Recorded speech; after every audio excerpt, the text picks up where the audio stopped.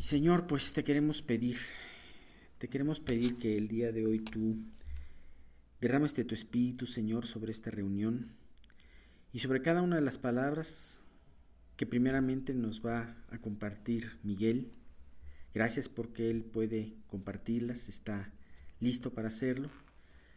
Gracias, Padre mío, porque además tú guiaste y preparaste esta reunión. Te queremos pedir que tú estés preparando nuestros corazones, llevándonos a meditar en nuestras vidas, llevándonos a agradecerte a ti, Señor, por todos los dones y bendiciones que tú nos has dado, pero también, Señor, alumbra con tu palabra nuestro corazón, Señor, nuestra vida, para poder ver en cada uno de nosotros aquellas cosas, Señor, que tenemos, que es necesario que tú cambies en nuestras vidas y que muchas de ellas son urgentes que tú cambies en nuestras vidas.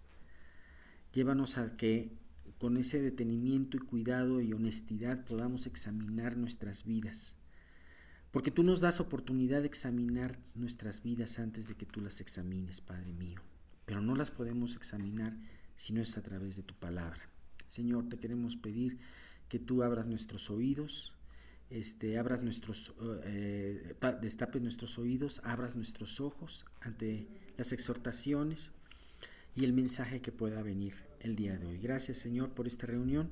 Te queremos pedir, Señor, para que no haya ninguna interrupción, nada que pueda distraernos, Señor, a cada uno de nosotros, ya sea que participemos o no, pero que, Padre mío, estas palabras puedan quedarse en nuestro corazón. Y Dios, también, Señor, te queremos pedir, si alguien no ha podido llegar, Señor, pues que tú aceleras sus pasos y que pueda participar, Señor, de esta Santa Cena. Gracias te damos, Dios, por esto y te lo pedimos en el nombre de tu Hijo Jesús. Amén. Pues este momento es muy importante, como sabemos, porque nosotros tenemos que profundizar en nuestro recuerdo sobre este evento tan maravilloso planeado por Dios desde antes de la fundación del mundo. El Señor Jesús, hay un pasaje en la Biblia que dice que desde antes de la fundación del mundo Él ya había prácticamente en su corazón sacrificado a su Hijo. Y ese es importante porque, la Escritura dice: Adán, alma viviente; Jesús, espíritu vivificante, espíritu que da vida. Y esto no fue error ni casualidad, porque Dios todo lo planeó desde antes. Sabía que la humanidad no iba a poder cumplir en su estado natural la ley de su conciencia. Después vino la ley mosaica, y Él planeó el advenimiento de su Hijo Jesucristo para darnos todavía algo más hermoso, que es ser parte de su familia, ser llamados hijos e hijas y participar de su santidad. Es lo más hermoso. La Pascua en realidad se inició sabemos que desde que Israel huye de Egipto, cuando ya se cumplen las 10 plagas, culminando con la muerte de los primogénitos, ahí Israel pues tiene que cuidar todos los aspectos y obedecer cada aspecto de la ley de Dios, porque si no, no hubieran podido salvarse en cuanto a la muerte de los primogénitos. Y eso es muy importante para nosotros entender que seguir todos los principios de la palabra de Dios es algo que es vital para la vida cristiana. Tristemente, en la humanidad somos como el pueblo de Israel, necios. Queremos muchas veces imponerle nuestras condiciones a Dios, u oramos para que Él actúe de acuerdo a lo que nosotros ya planeamos que debía hacer. Pero cuando nosotros realmente comprendemos esto, y es el objetivo de la Cena del Señor, comprender de una manera más profunda que tenemos que obedecer cabalmente la ley del amor, que es la que sustituye a la ley mosaica, solo es por obra del Espíritu Santo. Por eso Dios nos da el sello cuando nos convertimos. Entonces, volviendo a la salida de Egipto de Israel, ese fue el precedente de lo que iba a ser en un futuro la cena del Señor. En la última cena, cuando Jesús habló de que hacía un nuevo pacto, en realidad cambió todo. Todas las cosas cambiaron de acuerdo a lo que Dios había instituido, porque Él iba a hacer el sacrificio, a llevar a cabo el sacrificio por nosotros. Y de ahí en adelante todo iba a ser diferente. Entonces, cuando Él toma el vino, ejemplifica que Él va a derramar su sangre hasta la última gota prácticamente, y eso es lo que pasaba en la Pascua. En la Pascua tenía que habitar el Cordero con la familia durante el último tiempo, y era muy natural, así como hoy vemos que está de moda todo lo de las mascotas y la gente se encariña, que las personas se encariñaran con el corderito que se iba a sacrificar.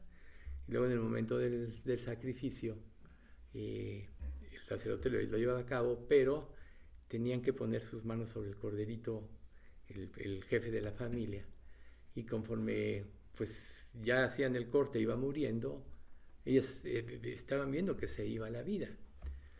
Todo esto le enseñaba al pueblo de Israel el dolor que iba a tener que sufrir el Señor Jesucristo cuando en la cruz pagara por nuestros pecados.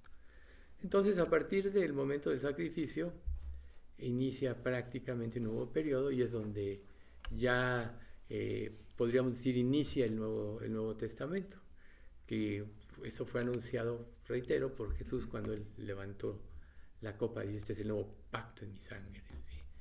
Y ahí se estableció y se inauguró el sacramento de la Cena del Señor. Entonces, cuando Jesús dijo que lo recordáramos y todas las veces que comiéramos el pan y bebiéramos la copa, anunciáramos la muerte del Señor, era para que nosotros tomáramos conciencia de la grandeza de su sacrificio. Tan solo pónganse a pensar que sin esto no habría esperanza, todos moriríamos e iríamos directo al infierno, porque nadie pudo jamás cumplir la ley.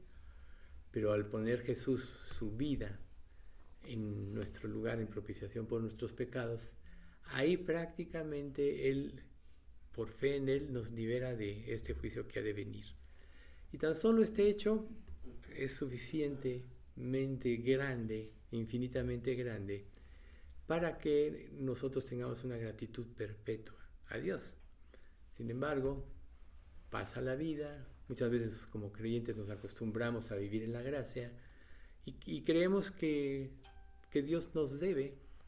Lógico, cuando empezamos a confiar en nosotros mismos, como consecuencia de ello, nuestro orgullo se levanta y prácticamente en el interior queremos dirigir a Dios. Por eso es tan importante tomar conciencia que nada podemos hacer humanamente para salvarnos. Recuerden lo que dice Efesios 2, 8 y 9, por gracia sois salvos por medio de la fe, y esto no de vosotros, pues es un don de Dios, un regalo de Dios, y no por obras, o sea, nada de lo que hagas te puede valer para que nadie se gloríe. ¿Por qué? Porque Dios merece toda la gloria. Entonces, la Pascua en el Antiguo Testamento era un recordatorio del Mesías que había de venir. Y en realidad es algo muy interesante, porque no sé si alguno de ustedes se ha preguntado, cuando la Escritura dice que en el milenio va a haber sacrificios, ¿alguno lo ha visto? ¿Sí? Bueno, espero que algunos hayan leído la Biblia y lo hayan visto. Pero en realidad este va a ser un memorial. En la Pascua era el Mesías hacia el futuro. Cuando Jesús vino, pues era en el presente. Y en el futuro va a ser el recordatorio de lo que Jesús hizo en la cruz. Por eso se van a llevar a cabo sacrificios. No porque muchas personas piensan, ¿no? Pues que ya Jesús ya está aquí, ya se sacrificó, pues ya no hay por qué. Y hay criterios en esto, pero en realidad tiene lógica pensar que el hecho de estos sacrificios tan solo va a rememorar. Y de ahí nosotros vemos la importancia de la Cena del Señor, recordar, es volver a estar ubicados en que todo se lo debemos a Él, y que prácticamente cuando nosotros llevamos a cabo la Cena del Señor, como Jesús dijo, esta es mi sangre, este es mi cuerpo, cada vez que se celebra este evento en cualquier lugar del mundo, está prácticamente la presencia de Dios. Y sí, hubo a lo largo de la historia criterios en cuanto a si Jesús estaba verdaderamente en su cuerpo, en el pan que se partía, su sangre en el vino que se bebía, en el caso nuestro el jugo de uva, pero en realidad sí. De hecho Lutero, cuando esta controversia se llevó a su máxima expresión en el siglo XVI, él solo mencionó: esto es mi cuerpo, lo que Jesús dijo. Entonces, si Jesús lo dijo, es porque verdaderamente de alguna manera está físicamente la presencia de Dios en forma simbólica en este acto que celebramos. Por eso es tan importante tener la debida reverencia a todo esto, porque si nosotros la tomamos como algo que se toma sin profundizar en la muerte, en el pensamiento de la muerte y el sacrificio de Cristo, prácticamente de alguna manera somos culpables porque no estamos viendo la grandeza de lo que Dios hizo. Por eso es tan importante, y siempre lo sugerimos, prepararse para este momento. Entonces, la presencia de Cristo sí está presente y nosotros tenemos que verlo de esta manera. Sentirlo es un muy buen momento cuando vemos que Jesús tuvo que tomar nuestro lugar para pagar por el juicio de nuestros pecados, todo lo que Él tuvo que sufrir por toda la humanidad. Eso es algo inimaginable. Aún estaremos ya en la presencia de Dios en un futuro, seremos hechos a su imagen y semejanza, y todavía no comprenderemos la grandeza de este sacrificio. Entonces es muy importante estar frecuentemente meditando en lo que Cristo tuvo que sufrir para poder liberarnos del pecado, porque además, como la duda es muy natural en la mente humana, Dios nos dio el intelecto, pero ya sabemos que a Dios no se le encuentra a través del intelecto, sino se le encuentra a través de la humillación y la sumisión. También eso es un punto muy importante que tenemos que recordar, que nosotros siempre tenemos que estar sumisos a Dios y humillándonos constantemente de Él, porque cada día pecamos. Él sabe los efectos del pecado.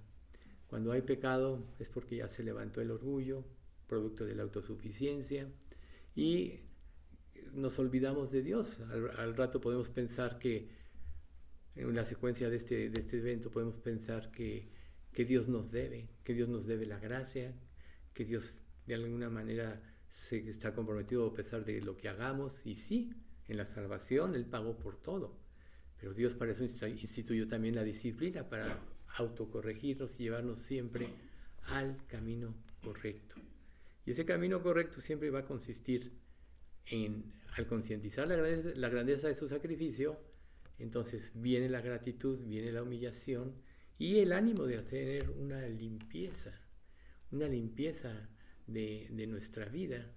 Si una persona aquí piensa que no ha pecado, ese es un indicio de que ya es muy grande su pecado y que ya prácticamente su orgullo le endureció el corazón. Por eso en el estudio previo que yo di, no el pasado, sino el día que yo di, les hablé precisamente de la dureza del corazón, que nos impide ver la grandeza del sacrificio, que nos impide humillarnos, que nos impide discernir correctamente el cuerpo y la sangre de Cristo.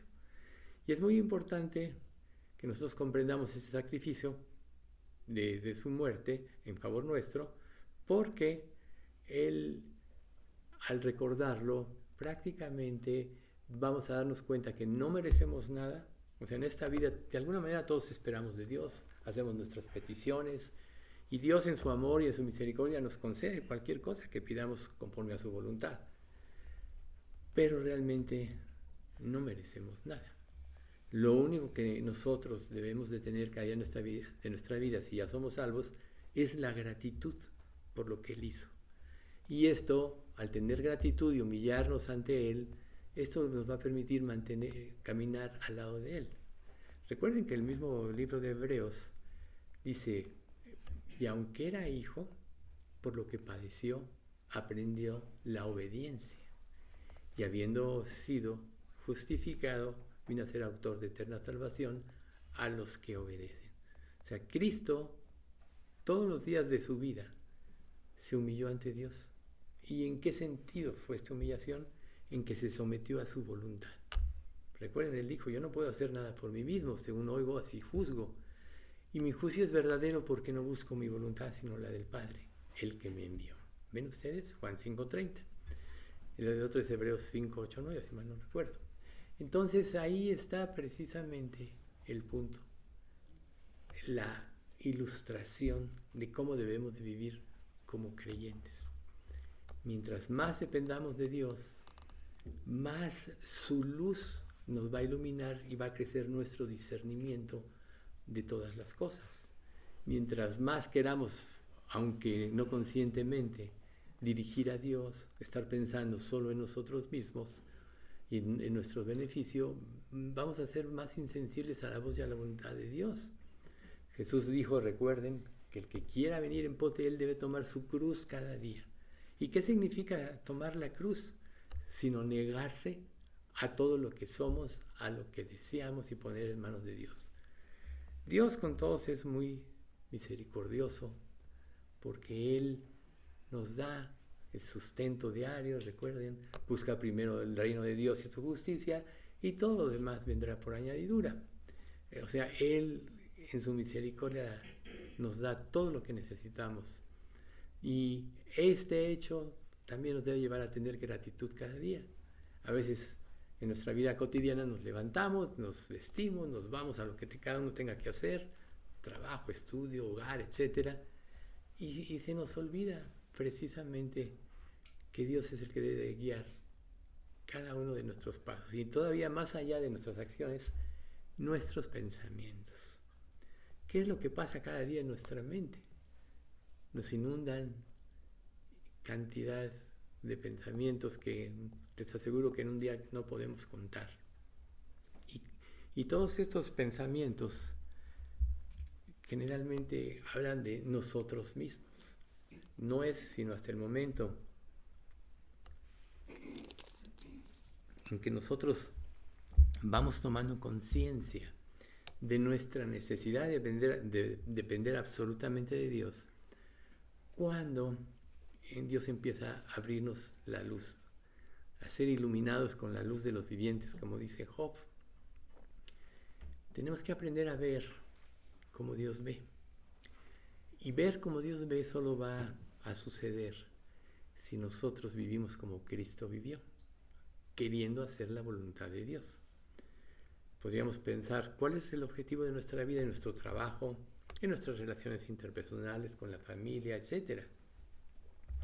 Si nuestro objetivo no es glorificar a Dios, ya estamos cerrados. Y eso quiere decir que ya vamos a querer tomar de alguna manera el control de nuestra vida. Y cada vez que tú tomas el control de tu vida, estás haciendo prácticamente un lado a Dios. Ese es el principio de la idolatría. Muchas personas piensan que solo son las imágenes, pero muchas veces somos nosotros los ídolos de nosotros mismos porque pretendemos ser los héroes de toda la escena. Entonces, cuando Jesús está a punto de llevar a cabo su sacrificio y tiene la cena con sus discípulos, Él dice, y tomó el pan y dio gracias, y lo partió y les dio, diciendo, esto es mi cuerpo, que por vosotros es dado, haced esto en memoria de mí. Esto es mi cuerpo. Este cuerpo que Él puso en propiciación por nuestros pecados. Entonces, aquí lo más importante es que si nosotros celebramos constantemente la Cena del Señor, vamos a estar recordando. A veces se pasa un poco de tiempo, como ahora, por cosas o circunstancias, como todos saben que suceden, pero por eso es importante que ahora, como último estudio de fin de año, pudiéramos nosotros celebrar la Cena del Señor y proclamar que anhelamos su regreso. Todos vemos claramente que estamos en el fin de los tiempos, aunque nadie sabe el día y la hora en que Él vendrá. Pero mientras Él no venga, nosotros tenemos que saber que nuestra vida todavía tiene un propósito en este mundo, y este propósito es glorificar a Dios. Y solo andar un poquito en lo que es glorificar es que todo lo que hagamos honre a Jesucristo, que nuestro pensamiento honre a Jesucristo. ¿Cómo vas a controlar tu pensamiento? sí es como algo que se desata sin control, solo con la palabra de Dios. Por eso es tan importante no nada más leer la palabra, sino meditar en ella y memorizar la palabra. Porque al memorizar la palabra, tu mente está puesta en los ojos, en las cosas de Dios y en su voluntad. Si tú dejas de memorizar la palabra, si dejas de meditar en ella, naturalmente tú vas a ir bajo la corriente de este mundo, bajo la influencia de esta vida. Y nosotros ya sabemos que los valores de esta vida, todos estos valores nos alejan de Dios. ¿Por qué? Porque el mundo entero está bajo el maligno. Entonces, cuando Jesús dijo que hicieran esto en memoria de Él, también dijo que Él no volvería a celebrar la Pascua hasta que Él viniera. O sea, Jesús en la última cena fue la última vez que Él convivió con los discípulos y va a volver a suceder probablemente ya en las bodas del Cordero, cuando estemos ante la presencia del Señor y cada uno esté sentado a la mesa en el lugar que le corresponde, ¿de acuerdo a qué? A lo que hicimos en vida por amor a Cristo, para gloria de Él. Entonces eso nos debe iluminar mucho, porque muchas veces hacemos cosas como para demostrar que somos buenos creyentes, como para demostrar que somos muy espirituales, como para demostrar que somos ganadores de alma. Y cuando tú piensas de esta manera, ¿qué estás haciendo? Estás poniendo los ojos en ti mismo, ¿sí o no? Y entonces quiere decir que estás completamente errado. Por eso es tan importante que cuando celebramos la Cena del Señor, concienticemos que todo lo que nosotros hacemos, si queremos que realmente repercuta hacia la eternidad, tenemos que hacerlo para su gloria. Pero ¿cómo podemos nosotros tener este pensamiento presente? He ahí la comunión con Dios de cada momento, de cada día. Dios puede controlar tus pensamientos, pero se requiere de una disciplina constante y de un crecimiento constante. ¿Por qué? Porque si no es de esta manera, reitero, tus pensamientos no van a tener control. ¿Y a qué te vas a ir? A las vanidades ilusorias. ¿Y qué dice la palabra? Los que siguen vanidades ilusorias, su misericordia abandonan. ¿Cuáles son estas vanidades ilusorias? Todo lo que no tiene que ver con Dios. Todo lo que este mundo te ofrece. Todos los conceptos de este mundo. Es fácil asimilarlos, pues están en todo. O sea, ahora sí que desde sales a la calle, ves los letreros, los anuncios, el radio, todo, la televisión, todo en un sentido nos orilla al mundo. Y eso es lo que estamos bebiendo, ¿sí? Pero la Escritura dice que la lámpara del cuerpo es el ojo. Que si tu ojo fuere bueno, todo tu cuerpo estará lleno de luz. Y si tu ojo fuere maligno, todo tu cuerpo estará en tinieblas. Por ahí es como nos alimentamos frecuentemente. Entonces, ¿qué quiere decir? Que tu cuerpo sea bueno, que tengas tus ojos puestos en el árbol bueno, que es Jesús. El árbol bueno produce verdaderos frutos. El árbol malo produce espinos y abrojos. Entonces, si nosotros concientizamos lo que significa la Cena del Señor y rememoramos todos estos puntos, entonces estaremos prácticamente preparados para llevarla a cabo. Entonces, al mismo tiempo también va a surgir la esperanza. En Romanos 5:5 dice que la esperanza no avergüenza, porque el amor de Dios ha sido derramado en nuestros corazones por el Espíritu Santo que nos fue dado.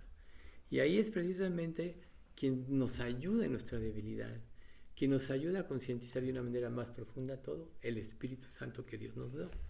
Por eso es que una persona que realmente no se ha convertido no tiene parte ni tiene forma de entender, porque todo lo ve en forma intelectual humana, racionalmente como humano.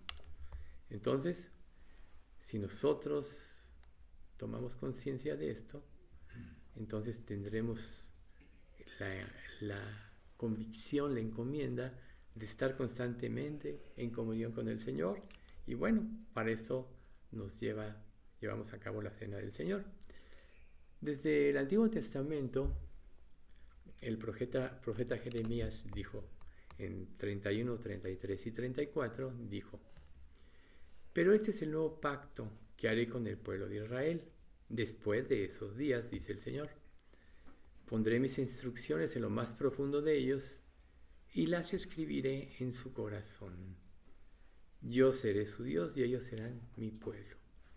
Y no habrá necesidad de enseñar a sus vecinos, ni habrá necesidad de enseñar a sus parientes diciendo: deberías conocer al Señor, pues ya todos me conocerán, desde el más pequeño hasta el más grande, dice el Señor. Perdonaré sus maldades y nunca más me acordaré de sus pecados. Entonces ahí está lo que ya estaba profetizado desde el Antiguo Testamento. Dios, como les decía en un principio, Él ya lo tenía planeado. Y en este sentido de que no habrá necesidad de enseñar a sus vecinos, es porque el Espíritu Santo realmente es el que nos enseña. Aquí se pueden dar muchos conceptos bíblicos, algunos de ellos te pueden impresionar, pero si el Espíritu Santo no toca tu corazón y abre tu entendimiento en forma espiritual, vas a salir abismado. La prueba es el pueblo de Israel. ¿Ustedes creen que los fariseos y los saduceos y todos ellos no conocían la ley? Los escribas que transcribían, claro que la conocían. ¿Por qué no pudieron ver al Señor? Porque nunca buscaron su gloria. Y Jesús se los reprochó muchas veces. Vosotros sois los que os justificáis a vosotros mismos delante de los hombres. Pero Dios conoce vuestros corazones. Porque lo que los hombres tienen por sublime, delante de Dios es abominación. Entonces, podríamos concluir que todo lo que pensamos fuera de pretender darle la gloria a Dios, para Dios es abominación. Por eso es tan importante tener presente esto, para que la gratitud nos lleve a entregarnos a Dios, ¿no? El amor de Cristo nos constriñe pensando esto, que si uno murió por todos, luego todos murieron, y por todos murió para que los que viven ya no vivan para sí, sino para aquel que murió y resucitó por ellos. Es 2 Corintios 5, 14 y 15. Entonces ahí está. Si tomas esa conciencia, ya no vas a vivir para ti, sino para aquel que murió y resucitó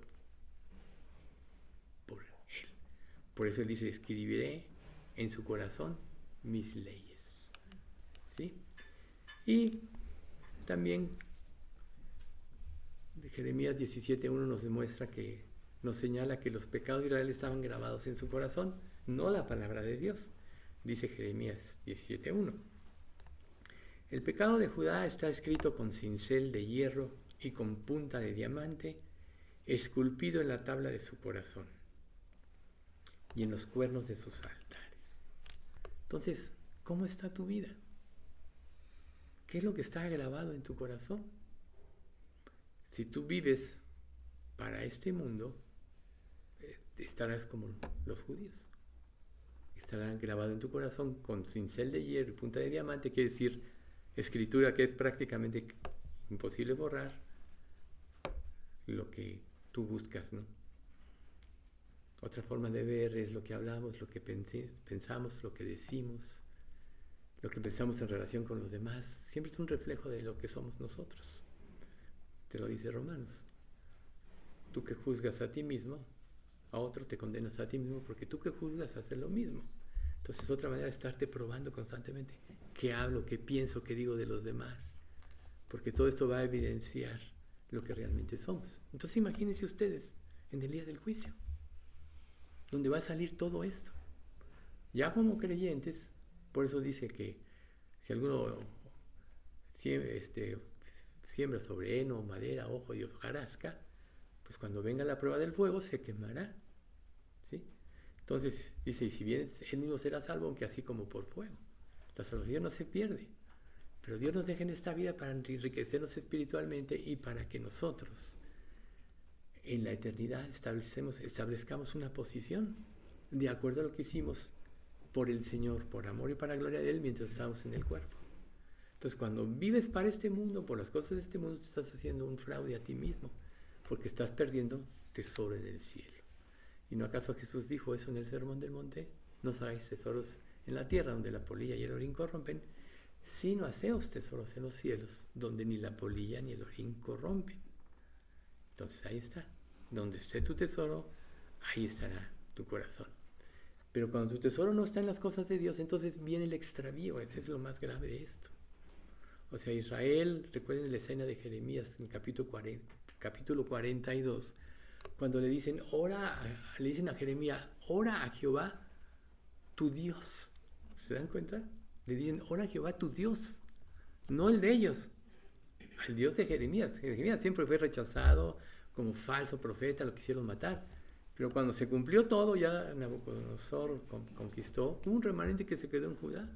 Entonces le preguntan a Jeremías, dinos, ora a Jehová tu Dios, para que nosotros sepamos su voluntad. Y entonces se pone a pensar, bueno, ¿qué confianza tenía Israel ya en Dios? Le dice, ora a Jehová tu Dios, ¿no? Más adelante vemos cómo Dios les dice, es el Dios de ustedes, ¿no? Que si hacen su voluntad, Él los bendecirá. Quédense aquí, no vayan a Egipto. Recuerden que Egipto representa la vida sin Dios, la vida de esclavitud del pecado, o sea, el mundo, en pocas palabras. Eso es Egipto para cada uno de nosotros. Y ellos dijeron, no, hablas de tu propia cuenta, nos vamos a Egipto. Porque ya lo habían determinado en tu corazón, en su corazón. Entonces, analiza tu vida. ¿Qué es lo que tú has determinado en tu corazón? Porque en un momento como este es para que tú puedas corregir. Recuerden que cuando somos verdaderamente salvos, a través de su Espíritu Santo, Dios pone en nosotros el deseo de obedecernos. Él nos dio, de obedecerle, perdón. Él nos dio el Espíritu Santo como la ayuda idónea prácticamente. Pero el Espíritu Santo, siendo Dios, requiere de nuestra voluntad para que su influencia sea total. Cuando nos resistimos al Espíritu Santo, la Escritura misma dice, no entristezcáis al Espíritu. Cuando eres necio y terco, queriendo seguir tus propios caminos, y aún les puedes dar un matiz de espiritualidad a tus propios caminos, pues el Espíritu Santo se entristece, y lógico su influencia disminuye por la dureza de tu corazón. Por eso, gracias a Dios por las pruebas, gracias a Dios por los quebrantos, porque estos nos quitan el orgullo. ¿Sí? Entonces, cuando nosotros asistimos a la iglesia para tomar la cena del Señor, todo va a ser correcto a menos que estemos llenos de falsos motivos, de motivos equivocados. Dice, si no lo hacemos de corazón y con la intención de glorificar a Dios, no nos va a funcionar, no nos va a servir de nada. No debemos hacerlo por obligación ni por compromiso, sino porque realmente de corazón queremos hacer las cosas para su gloria. En la cena del Señor debe haber una restauración para vivir, reitero, conforme a los propósitos de Dios. Él actúa de manera única para llevarnos a la posición donde Él nos puede cambiar. ¿Dónde Dios te puede cambiar? En la total sumisión a Dios, en la total confianza. ¿Por qué te vas a someter a alguien si Dios te dio a ti tu intelecto y todo? Para eso Dios te dio un cerebro, muchos dicen. Pero, ¿cuál es el resultado de tu vida sin Dios? Puro desastre. Cuando vienes a Dios es porque ya te estás convencido de que ya fracasaste. ¿Por qué entonces quieres volverte como Israel a Egipto? Muchas veces. Vienen las pruebas, vienen circunstancias difíciles y empiezas a llorar como Israel. No, es que allá en Egipto teníamos pescado fresco, verduras frescas, teníamos muchas cosas. Aquí hay lugar adelante.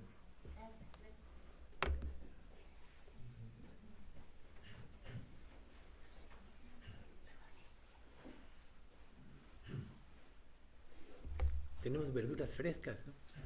O sea, eso quiere decir que si en la vida sin Dios te nutrías de falsos conceptos de felicidad, de falsa esperanza. Si la vida sin Dios te pudiera hacer feliz o te hubiera hecho feliz, jamás hubieras venido a Cristo. Tú vienes a Cristo porque te das cuenta que no hay prácticamente una satisfacción verdadera. Entonces, Israel, de acuerdo al pasaje de Jeremías, se quiso volver a su vida anterior y se les olvidó que eran esclavos.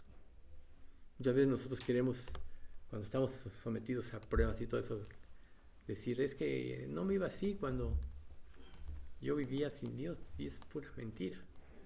Pero lo que realmente estás anhelando, estás rechazando la gracia de Dios por la dureza de tu corazón y estás anhelando prácticamente la vida de pecado. Es lo que representa Egipto. Y te quieres volver a esclavizar. Jesús dijo, y conoceréis la verdad y la verdad os hará libres. Así que si el Hijo os libertare, seréis verdaderamente libres. Juan 8, 32 y 36. Entonces, si ya eres libre de la esclavitud del pecado, ¿por qué te quieres volver? Porque tu mente se atrofió, porque no seguiste los pasos que Dios decía en su palabra. Vivir para la gloria de Él. Si en cada acción tú pensaras, esto que voy a hacer glorifica a Dios, esto que voy a ver glorifica a Dios, esto que voy a decir glorifica a Dios, tu vida cambiaría totalmente. Pero ¿cuál es uno de los problemas del ser humano? La intriga, el chisme y muchas cosas que naturalmente salen, a menos que tu mente esté controlada por el Espíritu Santo. Por eso es tan importante tomar con la debida reverencia la cena del Señor, porque si no, no nos va a servir de nada. En ella Dios trae luz a nuestras vidas para que aprendamos o continuemos viviendo conforme a su voluntad y no bajo la nuestra. Esas son las luchas que todos los creyentes experimentamos cada día. Es una guerra interna y aparte súmale la influencia del mundo sin Dios. Es una lucha interna. Cada vez que tú decides por Dios, creces espiritualmente. Cada vez que tú fallas, decreces, ¿no? Recuerden, la espiral ascendente, cuando haces su voluntad y vives para la gloria de Dios. La espiral descendente, cuando empiezas a vivir para ti mismo. Pecado añade pecado. Por eso para el creyente es tan importante la confesión. Si confesamos nuestros pecados, Él es fiel y justo para perdonar nuestros pecados y limpiarnos de toda maldad. A lo mejor muchas veces nosotros nos concentramos en este pasaje, en esto. Confieso y ya. Pero recuerden ustedes que la verdadera confesión implica un verdadero arrepentimiento.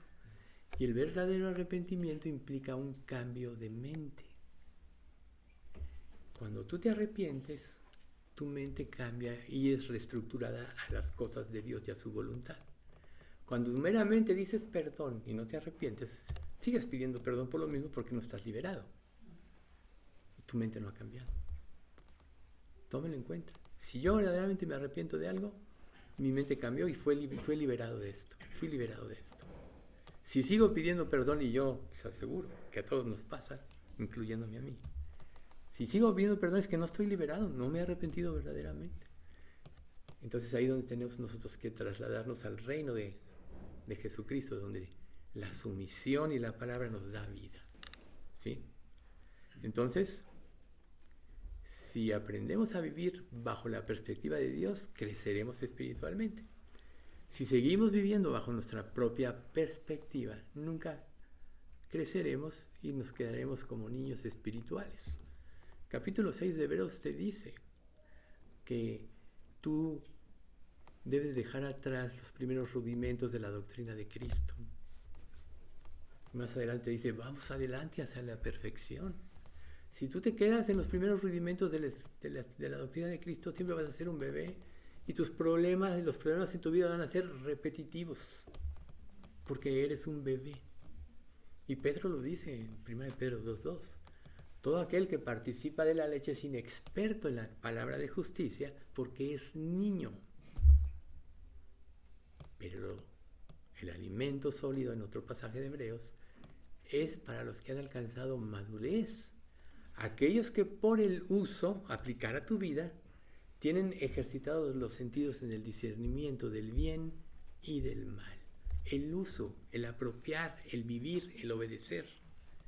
Entonces, cuando nosotros hacemos a un lado las promesas de Dios para seguir las cosas de este mundo, no estamos haciendo la obra de Dios, sino estamos sirviéndonos a nosotros mismos.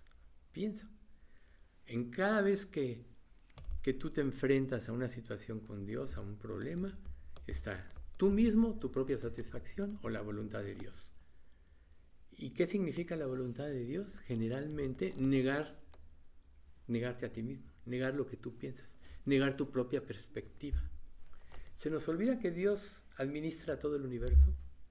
Dice la Escritura que Él conoce a cada estrella por su nombre. Imagínense ustedes, miles de millones de estrellas hay en el universo. Y a cada una, no se le va a detalle. Todo lo conoce porque todo lo crió. Él nos hizo a nosotros, puso nuestros sentidos, nos dio una forma de ser de acuerdo a su ingenio y habilidad. ¿Cómo te atreves a pensar que tu pensamiento es mayor que el de Dios? Pues esto piensas realmente cuando desobedeces algo que Dios dice en su palabra. Pones tu mente por sobre la de Dios. ¿Y qué significa eso? Pecado. ¿Ves? Entonces, no seamos de quienes rechazan la revelación de Dios, sino seamos de aquellos que comprenden su propósito y están comprometidos con su obra. Así estaremos haciendo la obra de Dios. En una de sus cartas, Pablo concluye en la 2 Corintios 13:11, dice: crezcan hasta alcanzar la madurez. Anímense unos a otros, vivan en paz y armonía, entonces el Dios de amor y paz estará con ustedes. Entonces ahora vamos prácticamente a recordar la cena del Señor. Jesús dijo en Lucas 22:15 al 18: he tenido muchos deseos de comer esta Pascua con ustedes antes de que comiencen mis sufrimientos, pues ahora les digo que no volveré a comerla hasta que su significado se cumpla en el reino de Dios. Luego tomó en sus manos una copa de vino y le dio gracias a Dios por ella. Entonces dijo: tomen esto y repártanlo entre ustedes, pues no volveré a beber vino hasta que venga el reino de Dios. Entonces recordemos que la Cena del Señor es una ceremonia para conmemorar la muerte de Cristo y esperar con esperanza su regreso. Es muy importante la esperanza, porque es lo que nos hace ver el futuro y lo que nos da ánimo para seguir adelante. Como dije al principio del estudio, Romanos 5:5, y la esperanza no avergüenza, porque el amor de Dios ha sido derramado en nuestros corazones por el Espíritu Santo que nos fue dado. Entonces, cuando participamos de la Cena del Señor, debemos mostrar una profunda gratitud por la obra de Cristo a nuestro favor. Después que hubo cenado, tomó la copa diciendo: esta copa es el nuevo pacto en mi sangre, que por vosotros es derramado. Entonces tengamos presente esto. Cuando Moisés hizo el sacrificio y tomó la sangre, la roció sobre el pueblo cuando le dio los 10 mandamientos y los santificó, eso mismo dijo, que la sangre del pacto de Dios, que Él hacía con ellos sobre todas las cosas. Entonces ahí donde vemos el punto de el animal que yo les decía, ¿no? Se encariñaban con la oveja, ponían sus manos, prácticamente la cortaban para que empezara a salir la sangre y ellos veían cómo se iba su vida, para que tenieran idea de qué era. Y en Hebreos se nos habla de esto, 9:23 al 28, dice: fue pues necesario que las figuras de las cosas celestiales fuesen purificadas así, pero las cosas celestiales mismas con mejores sacrificios que estos, porque no entró Cristo en el santuario hecho de mano, figura del verdadero, sino en el cielo mismo, para presentarse ahora por nosotros ante Dios. Y no para ofrecerse muchas veces como entra el sumo sacerdote en el lugar santísimo cada año con sangre ajena, De otra manera le hubiera sido necesario padecer muchas veces desde el principio del mundo. Pero ahora, en la consumación de los siglos, se presentó una vez para siempre, por el sacrificio de sí mismo, para quitar de en medio el pecado. Y de la manera que esté establecido para los hombres que mueran una sola vez y después de esto el juicio, así también Cristo fue ofrecido una sola vez para llevar los pecados de muchos, y aparecerá por segunda vez sin relación con el pecado para salvar a los que le esperan. Eso es la obra de Cristo. Tú no puedes estar recibiendo a Cristo cada día, porque eso evidenciaría que no te has convertido. Cuando realmente te conviertes, Dios te da tal seguridad que ya naciste de nuevo. No puedes nacer de nuevo 2 veces, ya naciste de nuevo. Por eso es tan importante profundizar y checar muy bien el verdadero arrepentimiento. Recuerden, así de la manera más sencilla. Arrepentimiento es ponerse de acuerdo con Dios. Así de simple. Es la manera más sensible. Dios, no he vivido conforme a tu voluntad. Tú lo dices en tu palabra y tienes razón. Por tanto, ya no quiero vivir así. Ahora quiero que tú guíes mi vida. Es así de simple, pero de todo corazón. Jeremías 31:31. He aquí vienen días, dice Jehová, en los cuales haré un nuevo pacto con la casa de Israel y con la casa de Judá. Ya sabemos, Jesucristo, el Cordero de Dios que quita el pecado del mundo. Juan 1:29 dice, el siguiente día vio Juan a Jesús que venía a él y dijo, he aquí el Cordero de Dios que quita el pecado del mundo. Lucas 22:24 dice, hubo también entre ellos una disputa sobre quién de ellos sería el mayor. Los apóstoles, los discípulos de Cristo, todavía querían reconocimiento, todavía querían sobresaltar. Eso era de parte de ellos. Y Jesús les responde con amor, no está en mi darlo. Eso lo tiene reservado al Padre de acuerdo a su voluntad. Y nuestra obra de Cristo en este mundo así debe de ser. A lo mejor nadie nota lo que tú haces. A lo mejor pasas desapercibido, pero nunca vas a pasar desapercibido para Dios. Aunque nadie lo sepa aquí, todo lo que tú haces por amor a Dios está grabado y Dios te recompensará en el día futuro. Muchas personas dicen, es que a mí no me toman en cuenta, es que yo he hecho lo otro y nadie me da las gracias siquiera. Bueno, te voy a decir un pasaje. Cuando hayas hecho lo que tenías que hacer, siervo inútil eres. Eso dice la Escritura. Entonces, hagamos lo que hagamos como por amor a Dios, no para ser reconocidos por los demás, porque entonces ya estás implicándote a ti mismo. Estás pretendiendo robarle la gloria a Dios. Si tú lo haces para la gloria de Dios, ¿por qué querrías un reconocimiento? Hagamos lo que hagamos, hagámoslo para la gloria de Dios, aunque nadie se entere. Dios sí todo lo tiene grabado.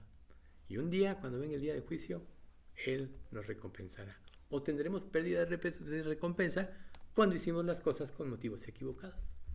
No es que yo quiero destacar en mi iglesia. Entonces puedes hasta exagerar acciones cuando hablas de Cristo y cosas de ese tipo. Te estás queriendo llevar la gloria de Dios. ¿Ves? No te sirve de nada. Por eso Dios quiere un pueblo sumiso, humilde a su voz y a su voluntad. El problema con el judaísmo y con muchas personas es que no comprendieron lo que Jesús les había estado diciendo acerca de su inminente muerte y resurrección. No lo comprendieron. Todos los discípulos, antes de que Dios hiciera un trabajo profundo en ellos, estaban con Jesús, obviamente Judas a la cabeza, con motivos equivocados. Creían que Dios iba a liberar a Israel en forma bélica de la esclavitud de los romanos. Estaban con motivos equivocados. Y si tú vienes a Cristo para que solucione tus problemas, malo, no es así. Si tú vienes a Cristo para ser feliz, malo, no es así. Cuando vienes a Cristo porque ves tu pecado, ves la grandeza de su sacrificio. Ahora, ¿qué es la verdadera felicidad? Es un estado de paz y comunión con Dios. Y nadie puede tener comunión con Dios si no hace su voluntad. Si no, la Escritura no diría, andarán dos juntos si no estuvieran de acuerdo. ¿Por qué me llamáis Señor, Señor, y no hacéis lo que yo os digo? Entonces, pregúntate, ¿cuáles son tus preocupaciones principales que tienes hoy? Cuando pase el tiempo, quizá parezcan indiferentes y fuera de lugar. Cuando estemos con el Señor, así veremos nuestra vida.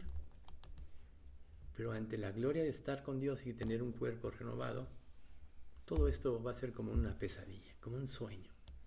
Y estaremos para siempre con Dios. Por eso es tan importante ahorita creerle a Dios. Ver que no hay nadie como Él, es el creador de todas las cosas. Él dio a su Hijo para liberarnos de la esclavitud del pecado y llevarnos al reino de su amado Hijo. ¿Qué más grande acto de amor quieres y qué riqueza tan grande Dios te puede dar más que esa? Entonces no anheles las riquezas de este mundo. Pídele a Dios que te haga un siervo humilde, que haga su voluntad. Y Dios nunca te va a dejar. Dice Hebreos 10, 24 y 25, tratemos de ayudarnos unos a otros para animarnos al amor y hacer el bien.